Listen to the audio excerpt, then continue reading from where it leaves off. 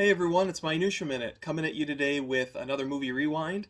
This is going to be an unboxing, a series of recommendations, and just a ramble. So I hope you guys have a cup of coffee and you sit down and enjoy this video. I've been excited to talk about No Time to Die for a little while. This movie came out in October, and I didn't really have time to process it because it was the middle of horror month. So I saw it opening day. I liked it, but I wasn't quite sure how I felt about it. Obviously, there's a lot of spoilerific things about this movie that, if you haven't seen it, I'll just say don't watch. I will be spoiling everything throughout the course of this video. Um, but I was just totally in the horror movie headspace. If you go back to my channel in October, early November, I reviewed over 50 movies because I went on this huge horror marathon, which I do every year, but I documented it this year on my YouTube channel. So it really wasn't until November, December that I was able to sit down and think about No Time to Die. I got to see it one more time in the theater, which was good. It allowed me to kind of reprocess it. And I left the theater in a spy mood, hardcore spy mood, and I had a problem because No Time to Die was originally supposed to come out, well, in 2019, but then it was February 2020, and then finally April 2020. So once that date was announced, I was pretty sure, okay, this is it. The movie's really coming out. And I sat down and did a whole Bond marathon. And I'm not just talking, I watched all the movies. I've seen the movies a million times. I also read all the books. When I say all the books, I mean all the books. So, like, not just Ian Fleming. I went through all the John Gardners. I went through all the Raymond Bensons. I went through the Anthony Horowitz, which are excellent, by the way. The Moneypenny Diaries, which are also excellent. I went through the Choose Your Own Adventures, a whole bunch of the comic books, 003 and a half. I mean, literally everything. Now, I finished that marathon literally days before it was announced that COVID was going to cause Bond to get postponed to Christmas 2020. And then that became April 2021, and then finally October 8th. Not only was I quite in the right headspace for it, but then once I was in the right headspace, I sat down, rewatched it, and wanted to dig into more spy movies, and there weren't any Bond movies to watch. Like, I had just done the marathon, I had just done the books. I didn't want to sit down and do all of them again. I had rewatched the Daniel Craig ones just before No Time to Die came out in like late September. So I had just done that. And so I was like, well, what else is out there? Like, let's just dig into some other spy movies. Some of them I had seen before, some of them were new, but tried to get a whole range of stuff. So, like, for example, I watched Folks because it stars Roger Moore. But I also dug into some newer stuff like The Man from U.N.C.L.E. and Tenet. But now that 2021's winding down and I've kind of run out of spy movie steam, I thought it might be fun to highlight a few movie series because there were three in particular that really stood out that I want to recommend to you guys. Let's go down to the coffee table and I'll break this sucker open and show you what we got inside this 4K. So first up, we've got No Time to Die in this silver slipcover, which honestly doesn't fit particularly well. Like, if you let it sit, it just kind of goes sideways because it's a little too big for its britches, at least my copy is. But the reflective back on this is pretty cool, especially against this sort of semi-matte gold font of the No Time to Die logo. You break it open and it's just a plain white background, which in all honesty is pretty boring. The biggest disappointment about this release to me is that it doesn't follow the format of the other four Daniel Craig movies that just got released on 4K. Even the spines are different, which is just, collector annoyances, but what can I say? I'm shallow like that sometimes. So let's crack this sucker open and see what we got inside.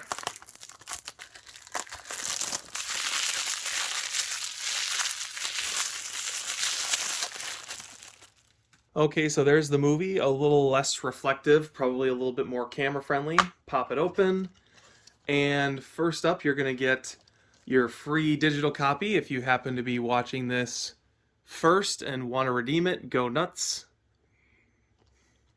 And then a completely plain inside, Blu-ray on one side and 4K on the other. So Honestly, nothing too crazy packaging wise. Not surprising given this is a studio release.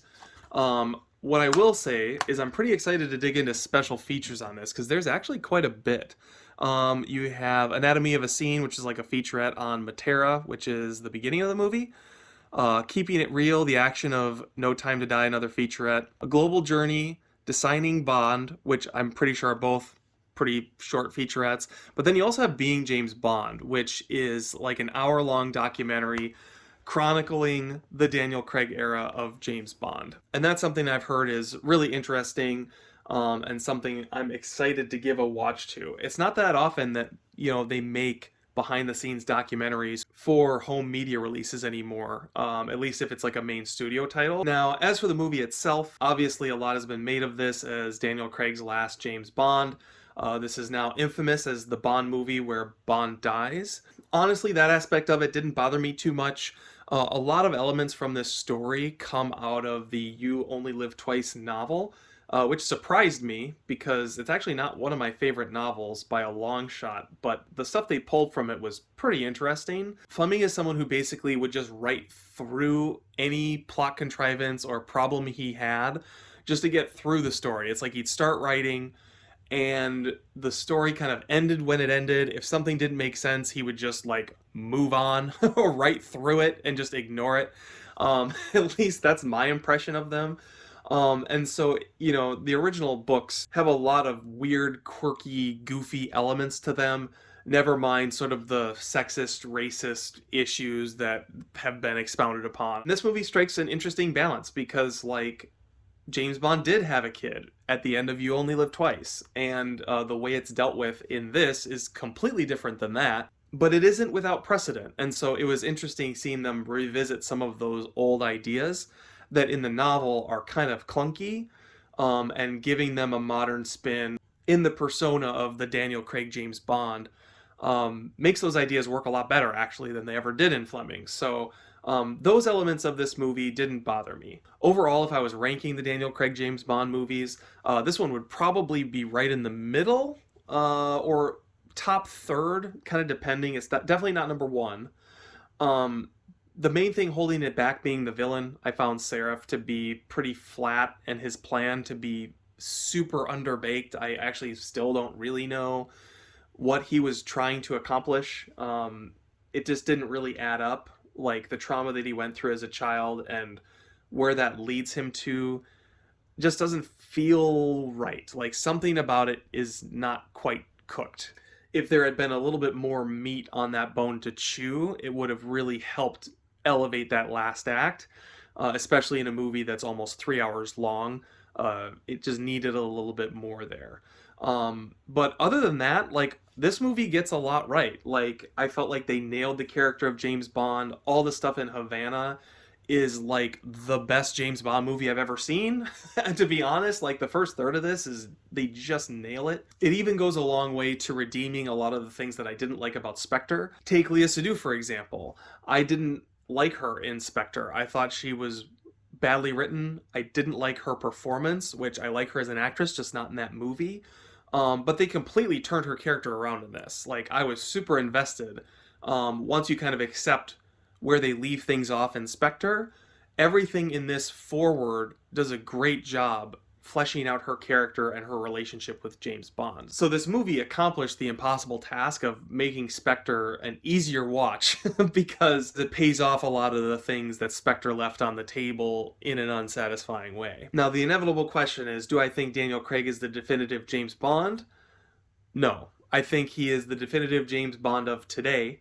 But that's true of Sean Connery, it's true of Roger Moore. The fact of the matter is, no Bond is perfect. Daniel Craig had two really strong Bond films, one really good one, and then two very, very bad ones. There is no perfect James Bond, and that's partly why the never-ending argument of which Bond is the best exists. Because at the end of the day, every Bond is the Bond of its time, and when they work, they work. And Daniel Craig is a Bond that works. For me, I think, Sean Connery in the first two James Bond films is the quintessential Bond. I think Daniel Craig in Casino Royale is equally on that level. and I think everything else beyond that is kind of secondary to those three movies. This is the part of the video I'm actually most excited about because I've watched a lot of spy movies over the last month and a half. I don't know exactly how many, but I'm going to be recommending a whole bunch of them here today. A few ground rules are I'm recommending series, so there's going to be 3 series in total, but it's going to total out to quite a few more movies. The reason for that is James Bond is a series, and part of the fun of James Bond is sitting down and just watching James Bond movies all day. My Thanksgivings in years past revolved around that as a concept. So they have to be series. Number 2 ground rule is they have to be foreign films. And don't shut off the video. Don't shut off the video. They're not all subtitled. I promise. Now, the reason for that is because I really wanted to weed out the really obvious choices. You know, if you're someone who's seen every James Bond movie and are looking for what to watch next, you don't need me to sit here and tell you, hey, you know, you should really check out Mission Impossible or Jason Bourne. You know, that's just a waste of your time. Plus, obviously, James Bond's British. There is an element of, you know, import filmmaking to these movies. It's largely fake. These are Hollywood movies, but they like to pretend that they're foreign films. And they are very popular overseas in particular. So for that reason, that stipulation seemed kind of appropriate to me. We're going to start with the movie series that is without a doubt the most controversial, and that's going to be the Armor of God collection.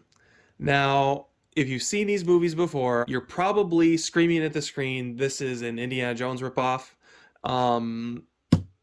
I can't totally argue with that, but I'm going to try. Because first of all, right off the bat, Indiana Jones is already, you know, very connected to James Bond. You know, there's a famous story where Steven Spielberg and George Lucas were on vacation together, and Steven Spielberg said he always wanted to direct a James Bond film, and that was the impetus for George Lucas saying, hey, I've got an idea for a James Bond that's even better. And of course, that was the Raiders of the Lost Ark. So, you know, there is a precedent there to connect Indiana Jones to Bond and indirectly Jackie Chan's Armor of God movies to James Bond also. But there's more to it than that, because particularly with Armor of God 1, it's got the gadget car. It's got the over-the-top villains and henchmen and, you know, all the sort of elements of James Bond are there because this takes place in modern times, which in the context of this would have been like, you know, 1987 or whatever. So it's very contemporary with the Bond movies that were coming out at the time. And so even though there's an archaeological element to both of these movies, it just by default reads more James Bond than Indiana Jones does because Indiana Jones is a period film. All in all, if you're someone who likes Jackie Chan, these movies are going to be right up your alley. If you've never seen a Jackie Chan movie, these aren't a bad place to start. I do recommend starting with Armor of God, which I'll explain a little bit more about that in a second, so stay with me. Because Armor of God 2, I would say, is not nearly as good, although I like them both. My wife had never seen a Jackie Chan movie, and I forced her to sit down and watch these with me, and she had a great time with them. So, you know, if you've never seen a Jackie Chan movie, this isn't a bad place to start. And if you're in the mood for James Bond, this is a pretty fun alternative, especially if you're into the, you know, more comedic elements of the James Bond franchise. Now, I have to give a quick disambiguation for this because this will be confusing if you're new to these movies. But these movies were released in America. They were released as Operation Condor, which is Armor of God 2, and then later they released Armor of God 1 as a prequel to Operation Condor, and it was called Operation Condor 2 Armor of God. So they flip titles, basically. Instead of Armor of God and Armor of God 2 Operation Condor, it's Operation Condor and Operation Condor 2 Armor of God. So when I say watch Armor of God, make sure you watch the one that actually has Armor of God in the title if you're looking at like American DVD/Blu-ray releases. Now, the release I have of this is the Nova Films edition. This is like a South Korean label, I believe, but it's a Chinese company. Fortune Star puts these out. These are by no means like the best quality releases, but if you want to be able to watch Jackie Chan on Blu-ray, It's about as good of a version of the films as I can think of. If you know of a better way to watch these movies, I would love to know down in the comments what else is out there available. This is just what I've been able to come up with, so it's what I have. Okay, so my next recommendation, I promise, will be a lot less controversial. If you have ever looked at like a James Bond top 10 movies to watch next, a lot of times these movies are on there. But I had never seen them before, and these were such a pleasant surprise. I really enjoyed sitting down and watching these. And they are the Harry Palmer trilogy. So, what is that? The first film in the series is The Ipcress File. It stars Michael Caine as Harry Palmer, who is sort of a more realistic spy. He wears glasses, he does a lot of legwork. It's sort of like a spy procedural. It got two sequels. First was The Funeral in Berlin. This is directed by Guy Hamilton, by the way, who directed Goldfinger. And then finally, the last film in the series, Billion Dollar Brain, which this one I would say I would recommend less than the other two. These two really stood out to me as my favorites.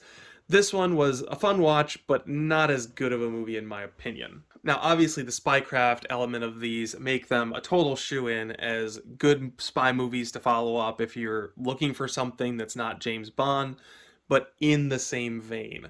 But the connections don't stop there. There are actually a lot of ties between these movies and the old Sean Connery James Bond films. For example, you take the Ipcress File. This is put out by Kino Lorber, by the way. It's got a great host of special features on it. And you start looking at the credits here, and you'll see a lot of familiar faces. So the score is by John Barry, who is famous for the James Bond scores. Not the original theme, but he did the scores for most of the movies up until the Brosnan era, basically. I don't see it listed on here, but the set designer for this was Ken Adam, who did all of the big Bond films. Super famous for You Only Live Twice, doing that giant volcano layer. He's the guy that designed Doctor Strangelove. He did the production design for this as well. And then the big one is this is produced by Harry Saltzman. Now, Eon Productions, who produced James Bond, was originally made up of Albert R. Broccoli and Harry Saltzman. They had a partnership. They did James Bond together. Eventually, Harry Saltzman let go of his half of the rights, and it went all to Albert R. Broccoli. So it's really interesting to see him try his hand at another James Bond franchise that's not actually James Bond. And what you get, particularly with the Ipcress File, is kind of the anti-Bond. They kind of looked at everything that made Bond popular and turned it on its head. There's a pre-credit sequence in this in which it's literally just Michael Caine making coffee and getting ready for work. Like, just the mundanity of it is very interesting and subversive for the type of movie that this is sort of purporting to be. On top of it, the direction in this one in particular is very interesting. Sidney J. Furie directs, and honestly, the only thing I know of his is Superman 4, which is one of the worst movies ever. I was completely unfamiliar with his work from the 60s, and now I've got to go out and see what's out there because the choices made in this movie are very interesting. The entire film is shot like someone is spying on the spies. There's a whole fight scene that you watch from inside of a toll booth while they're like out in the street having a fight. There are tons of high, low, obstructed angles in which you're sort of covertly watching the actions taking place in the movie. Makes for really interesting storytelling. And ultimately, for the exception of the last 15 minutes, this is, for me, kind of a flawless movie. It's completely obsessed with double agents, double crossing, and spy procedural stuff. So super cool movie. Funeral in Berlin is a lot more broad. This is after Michael Caine was more the Michael Caine we all know. He wears glasses, but it's more of a trademark in this movie than it is like, you know, a sign of him as somehow lesser of a man, which he's kind of portrayed as in the Ipcress File. There's actually a scene where he like makes a woman an omelet in this, by the way, which is just fun to see because, you know, you don't see men cook in movies in the 1960s. And they talk about that actually in the commentary for this, which is well worth a listen if you're thinking about picking this Blu-ray up. But anyway, the point being, a lot of the sort of subversive stuff in the Ipcress File becomes a little bit more of a wink nod signature element in the sequel.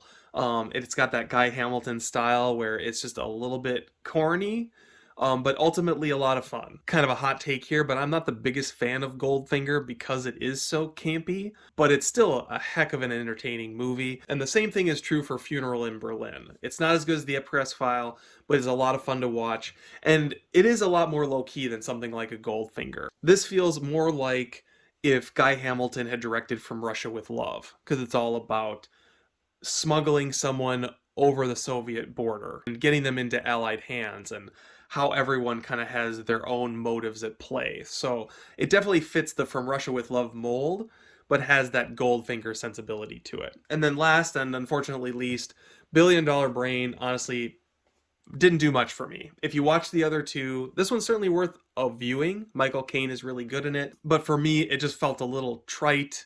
The plot gets a lot more broad. The devolution from the anti-Bond to Bond knockoff really comes full circle with Billion Dollar Brain. So not as much of a recommend on this one. Definitely a recommend on these two. Okay, so that leaves one more series to recommend to you guys, and that is going to be OSS 117. These are French films based on French books, but the spy in this is actually American and is played by an American in, I think, all of the movies in the series. The first person to play OSS 117 is Kerwin Matthews of Sinbad fame, and then Frederick Stafford takes over with the third film. He ultimately is on board for two of them, and then John Gavin finishes out the original series of this with the fifth film. So I'm not sure who Frederick Stafford is, but I know John Gavin and Kerwin Matthews are both American actors. Now, unlike The Ipcress File, which is sort of a deconstruction of the spy movie, OSS 117 is very much French competition to James Bond. And I don't want to say that these movies are ripoffs of James Bond, because it's actually interesting as you're watching them, because some of them actually outdo what the James Bond films did at the time. For example, in OSS 117 Unleashed, Kerwin Matthews is on the trail of the villains, and they have this underwater layer that they go into. And there's a whole segment of the movie that is scuba diving, very reminiscent of Thunderball. This movie came out, I think, a little bit before Thunderball, 1963. So yeah, this would have predated Thunderball by 2 years, actually. And I found that the scuba stuff in this is actually a lot more compelling. It's not as grandiose, but it's a lot more action-packed. The camera movement is a lot less static, and the whole sequence is a lot more exciting. Whereas with Thunderball, that sequence draws on for too long, it's shot really flat, and ultimately isn't that interesting. In other cases, OSS 117 literally beats James Bond to the punch. So for example, in the OSS 117 film that takes place in Tokyo, which predates You Only Live Twice by a year, you get OSS 117 traveling all around Japan, but particularly in Tokyo. I feel like this movie does a much better job showcasing Japan than James Bond does in You Only Live Twice. One of the things that makes James Bond great is sort of the travelogue element of them. And I always found You Only Live Twice to be underwhelming in that aspect, whereas this kind of delivered on all the things that I want to see when I sit down to watch You Only Live Twice. And it was developed by Terrence Young, who is the director of Dr. No, From Russia with Love, and Thunderball. So someone who's largely responsible for the Sean Connery persona as James Bond. Worked on this movie. So that's kind of cool. As for the other movies, they're all a lot of fun. They have awesome locations. They have fun, over-the-top action sequences. They've got villainous layers. All the things you kind of expect from your typical James Bond are represented here, albeit in French, on a little bit lower budget, but it still kind of has all the same charm. If anything, in James Bond, they just do a little bit better job offsetting his ego and his chauvinism with the characters around him and the situations he's in. Whereas in OSS 117, he walks into a room and everyone's like, wow, well, you must be the best spy ever. And he's like, yep, I sure am. He gets every woman that he wants. and there's just no attempt to cover it up. And I think partly that's just something that maybe is lost in the translation because they are in French and I'm watching them with subtitles.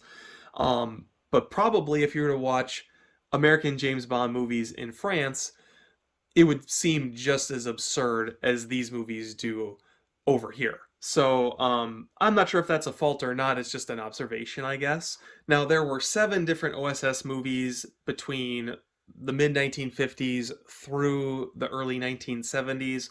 But this is kind of like the main series. All these movies came out in the 60s and were all directed by the same person and all have kind of a similar tone. In the mid 2000s, the character was revisited. He was re envisioned as a French spy, and he's played by Jean Dujardin. So these movies are comedies. If you're not familiar with Jean Dujardin, he's probably most famous in America for The Artist, but he's put out 3 OSS movies.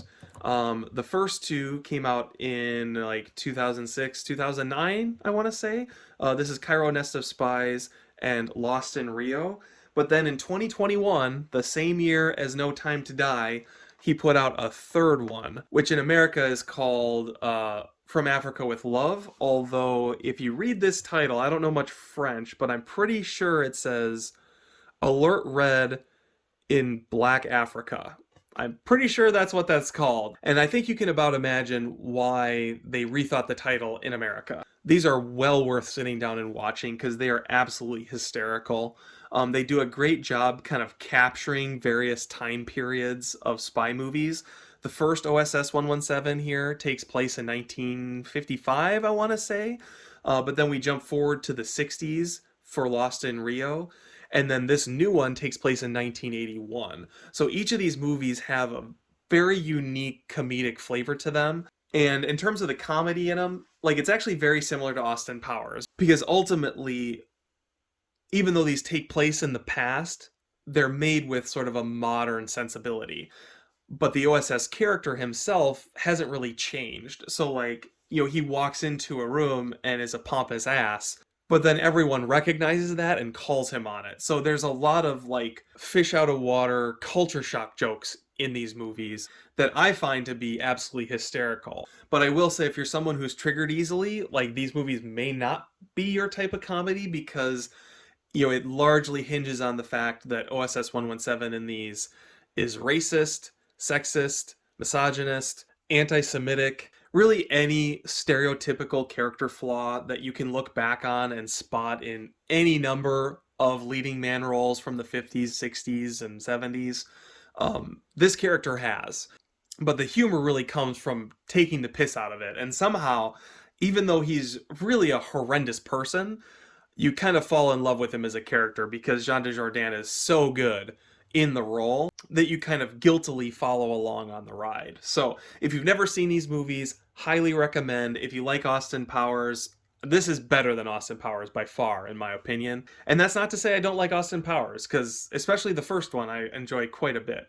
But these movies, I think, operate on another level because they're not just good comedies, they're also just pretty darn good movies and have a lot more interesting ideas in them to me. So with that, I hope you guys enjoyed this video. Be sure to leave a like, comment, subscribe, etc., etc. You know the drill. If you give any of these series a watch or have seen any of these movies, be sure to let me know down in the comments. I'd love to talk more about them. A quick note on OSS 117. This has not been released in America yet. All the other OSS movies I've shown have been released either through Kino Lorber or Music Box Films, I think, is who put the home video versions, at least, of OSS 117 out for the newer ones up till this newest movie.